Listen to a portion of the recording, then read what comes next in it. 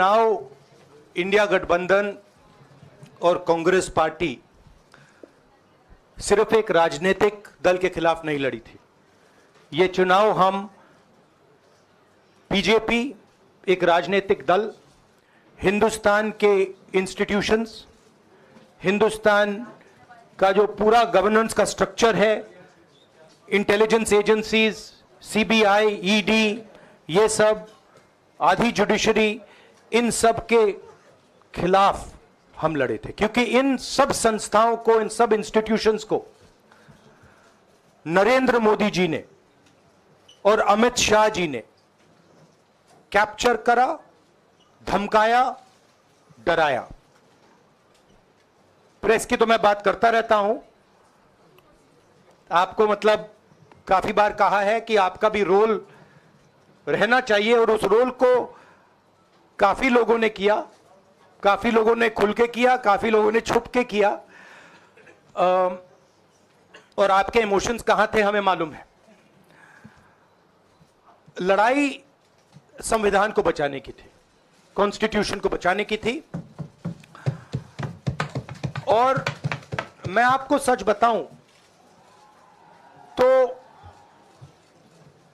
मेरे माइंड में था पहले से, जब इन्होंने हमारा बैंक अकाउंट कैंसिल किया, जब चीफ मिनिस्टर्स को जेल में डाला, पार्टियां तोड़ी, मेरे माइंड में था कि हिंदुस्तान की जनता अपने संविधान के लिए एक साथ खड़ी होकर लड़ जाएगी, और यह सच साबित हुआ। मुझ में भरोसा था, और मैं हिंदुस्तान की जनता से, इंडिया गठबंधन के पार्टनर्स से, कांग्रेस पार्टी के हमारे सब नेताओं और बब्बर शेर कार्यकर्ताओं से दिल से धन्यवाद करना चाहता हूं। आपने संविधान को बचाने का पहला और सबसे बड़ा कदम ले लिया है। कांग्रेस पार्टी ने इस चुनाव में, कांग्रेस पार्टी के सब नेताओं ने 2-3 चीजें की। सबसे पहले हमने इंडिया गठबंधन के पार्टनर्स की रिस्पेक्ट की, उनकी जो विशेष थी उनको हमने साथ लिया, और आपने देखा होगा कि जहां भी गठबंधन लड़ा हम एक होकर लड़े। दूसरी बात, कांग्रेस पार्टी ने क्लैरिटी से हिंदुस्तान को एक नया विजन दे दिया है, pro poor vision, pro production vision. Hindustan को इंडिया गठबंधन ने साफ दे दिया है।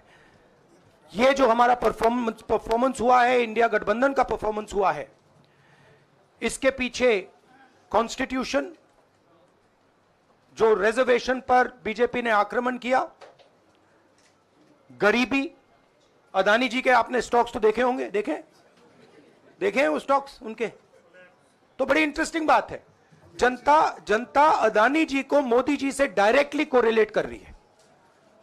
मोदी जी की हार होती है, स्टॉक मार्केट कहता है भैया मोदी जी गए तो अदानी जी गए, मतलब डायरेक्ट रिलेशनशिप है, करप्शन की रिलेशनशिप है। और देश ने नरेंद्र मोदी जी को साफ कह दिया है कि हम आपको नहीं चाहते हैं। And this is the main thing that this election has said. The country has unanimously and clearly stated, we do not want Mr. Narendra Modi and Mr. Amit Shah to be involved in the running of this country. We do not like the way they have run this country. We do not appreciate the way they have attacked the constitution. We do not appreciate the way they have run this country for the last 10 years. So that is a huge message to Mr. Narendra Modi. I'd like to thank everybody who has participated in this election. I am extremely proud of the people of India. I'm extremely proud of the people who have resisted this onslaught on the constitution. और अंत में मैं आपको कह दूं कि इसको बचाने का काम हिंदुस्तान के सबसे गरीब लोगों ने किया है, सबसे गरीब लोगों ने किया है। मजदूरों ने किया है, किसानों ने किया है, दलितों ने किया है, आदिवासियों ने किया है, पिछड़ों ने किया है। इन लोगों ने इस कॉन्स्टिट्यूशन को बचाया है। इस कॉन्स्टिट्यूशन, ये कॉन्स्टिट्यूशन देश की आवाज है। बहुत सारे लोग ने इसको नहीं बचाया, चुप रह गए थे, मगर हिंदुस्तान के सबसे गरीब लोग, सबसे कमजोर लोग खड़े हो गए और उन्होंने इस कॉन्स्टिट्यूशन को बचाया। मैं उनका धन्यवाद करना चाहता हूं, उनसे कहना चाहता हूं कि कांग्रेस पार्टी आपके साथ खड़ी है। जो हमने आपको वायदे किए थे, हम वो वायदे आपके लिए पूरे करेंगे। जाति जनगणना,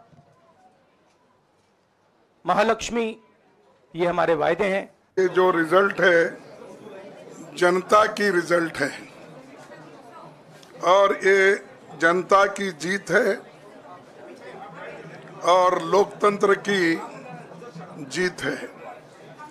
हम पहले से यही कह रहे थे कि ये लड़ाई हमारी मोदी वर्सेस जनता है, लोग हैं। तो 18वीं लोकसभा के चुनाव में हम विनम्रता से जनमत को स्वीकार करते हैं। इस बार जनता ने किसी एक दल को पूर्ण बहुमत नहीं दिया, खासकर सत्ताधारी दल भाजपा ने एक व्यक्ति, एक चेहरे के नाम पर वोट मांगा।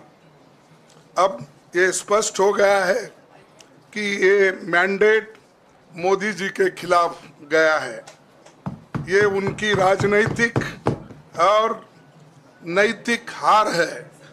जो व्यक्ति बार बार अपने नाम से ही हर जगह वोट मांगते थे, उनकी ये बहुत बड़ी हार है और नैतिक दृष्टि से ये तो उनको बहुत बड़ा नुकसान हुआ है।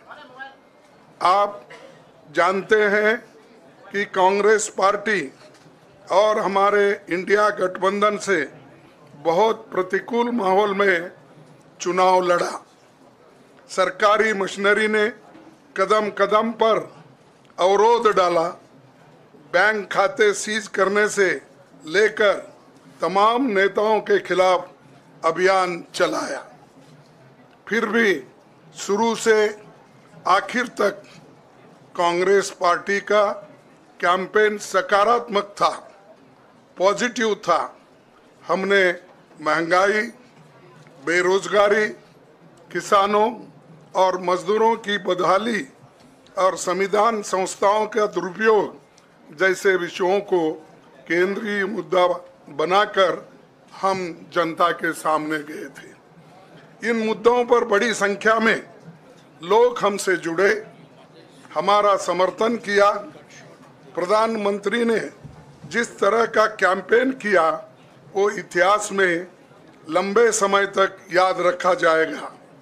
कांग्रेस के घोषणा पत्र के बारे में मोदी जी ने जो झूठ फैलाया, जनता ने उसे समझ लिया।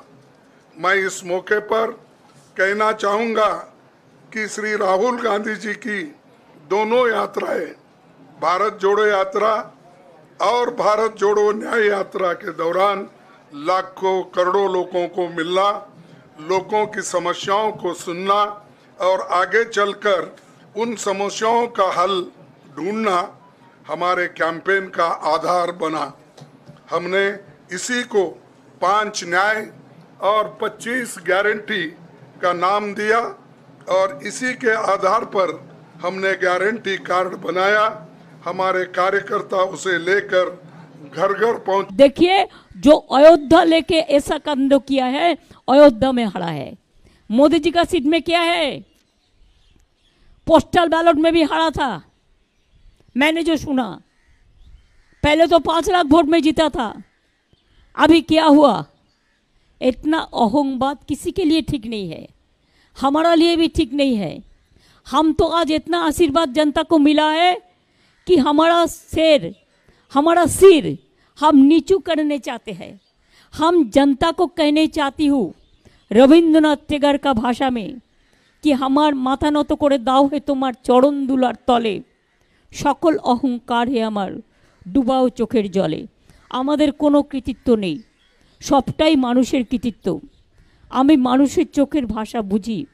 2.5 মাস 3 মাস ধরে কোনো ইলেকশন চলতে পারে না। যদি 3 মাস ধরে ইলেকশন চলে, বছরে একবার পঞ্চায়েত, একবার মিউনিসিপ্যালিটি, একবার लोकसभा, একবার विधानसभा, একবার बाई इलेक्शन, तो डेवलपमेंट का काम नहीं होता है।